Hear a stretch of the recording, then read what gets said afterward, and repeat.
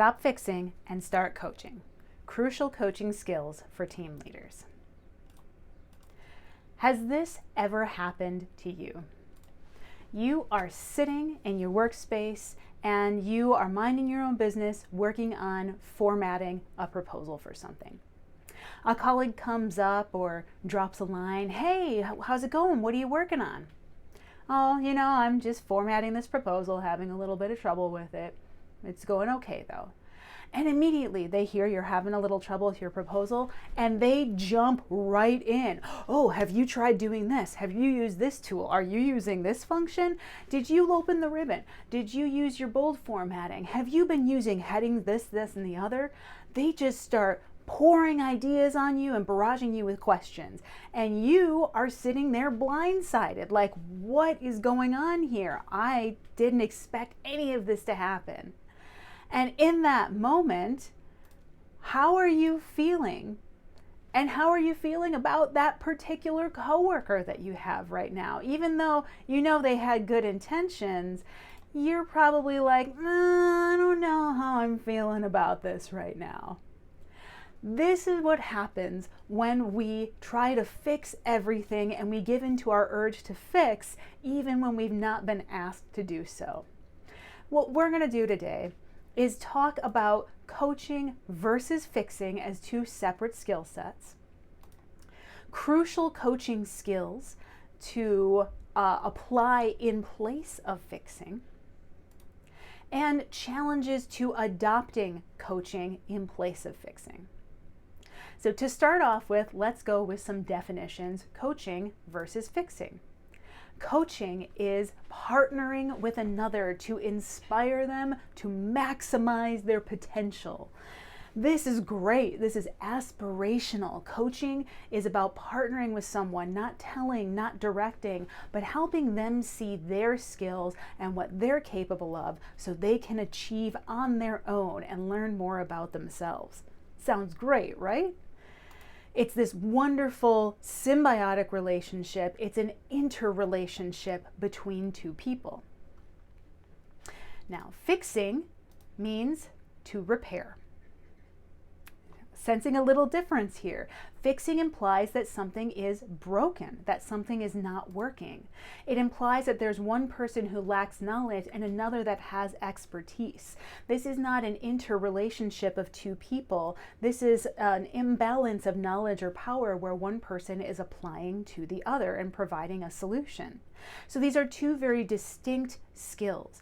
Now, it's important to note that there are times when we need to fix and there are times when we need to coach. I'm not saying that you should never fix things. We're talking about the distinction between when coaching is a more supportive skill set to use than fixing, which tends to be a default for a lot of us as leaders, as team leaders, etc.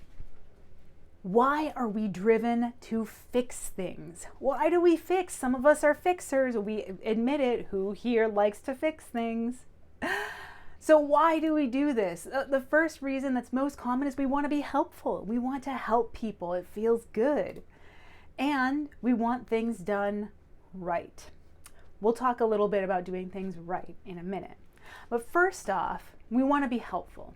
So helping is rewarding for us emotionally. Now this means neurochemically, emotionally. When we help someone, we get a little drop of dopamine, of oxytocin. We get positive neurochemicals. When we help someone, it makes us feel good. Think about it. Someone asks you for an answer to a question, you give it to them. How do you feel? You feel good. It's rewarding intellectually. It validates what we know, tells us that our knowledge is good and quality. And it's rewarding socially. It makes us feel connected to other people. It makes us feel like we're contributors and part of a group. Now, it's important to note that helping is rewarding in these ways for us. Helping is not always helpful or rewarding for others. Unhelpful helping. This is help that is not needed or wanted. Think of a time when someone helped you when you did not want it. I gave a quick example of this in the beginning. Another example that I love to use in this are things like a nice home example is when you're loading the dishes or loading the dishwasher or doing the dishes, and your roommate or friend or partner comes up and says, oh, in order to have everything washed more efficiently, you should really do it like this. And they fix the way that you're doing dishes. This often happens in the office with things like stylistic preferences in formatting documents or the way that you approach a particular problem. Someone comes up when you're doing something and says, I know how to do this better, and they tell you how to do it. How did you feel when that happened? It was frustrating, right? You wanted to push that other person away. You may have been annoyed with them. You may have just been like, oh my gosh, this again.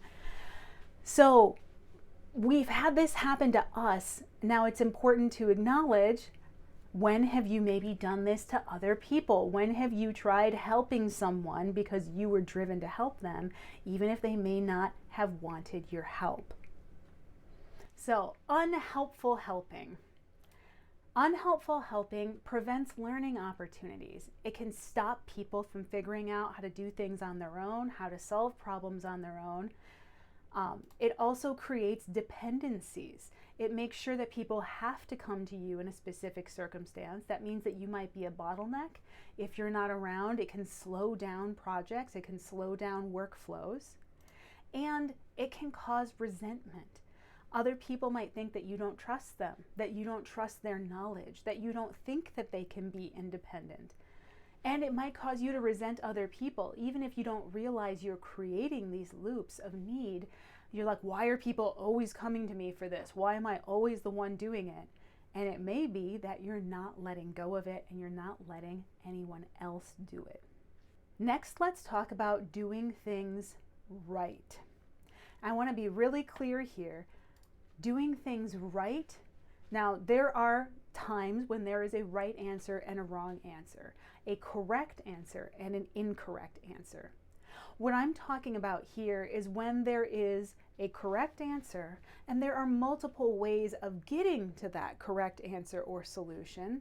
However, we really think that it should be done in a specific way, that this one way is the right way, and that this right way is the way that we want it done. So it's a matter of imposing our perspective and our opinion of what's right on other people. The urge to do it right is often driven by doubt in other people's skill or ability. We don't think that the way that they're doing it is as efficient as ours, as well thought out as ours. We're not sure that they'll be able to do it in their own way. It can be driven by unintentional self-sabotage. When we are perfectionists, when we are controlling, when we are driven by hyperachievement and wanting to do all the things so that we feel good about ourselves, that causes us to push other people into our perspective. We want them to do it our way because that fits into our worldview, which is unfortunately very frustrating for them because we're invalidating their desires, their opinions, and their knowledge in place of our own in order to serve our unintentional self-sabotage. And sometimes it's driven by good old-fashioned ego. We really think that we're the smartest person in the room, that our way of doing it is the best way of doing it, and that however anyone else wants to do it just isn't as good. So we need to be honest with ourselves. When we are talking about why we want it done right, these are kind of unflattering things, right? Oh, it's my ego. Oh, I'm a perfectionist. Oh, I maybe doubt other people. We need to be honest with ourselves when that's what's happening, because that's the start of how we get to begin making different behaviors. We can't change what we're doing until we acknowledge what's going on now. So when it comes to these self-reflections and observations, be kind to yourself, be understanding with yourself, and ask, is this really what we want? Is this really the best way to do this, not just for myself, but for my team, for the people I'm supporting, and the people around me? Now let's look at 3 crucial coaching skills. As a team leader, you need to be able to coach the people around you. And there are 3 skills to help support you in that. The first is to listen without judgment. The next is to reframe your thoughts as inquiries. And the third, to create support, not solutions for people. First off, listen without judgment. Observe your judge of self, others, and circumstance. Now, we all have an internal judge. They're judging ourselves. What are you doing? Why are you doing that? Oh, you're doing it wrong. We judge other people. What are they doing? Why are they doing that? Oh, they're doing it wrong. And judging circumstances. Oh, this project would go better if some external factor would happen. If we had more budget. I would be happier if I had time off. I would be happier if something happened. So those are the 3 judges of self, other, and circumstance. And we need to be aware when these judgments are happening. We have to be able to recognize them in order to work with them. Once we observe that judge, we need to be able to let those judgments go. Be able to say, oh, there's my judge again. I'm judging myself. I'm going to let that go. Oh, there's my judge again. I judged someone else. I'm going to let that go. And circumstances. Oh, I'm judging this project will be better if so-and-so were on my team, if we had different stakeholders. Just observe it, let it go. And then practice empathy for yourself and for others.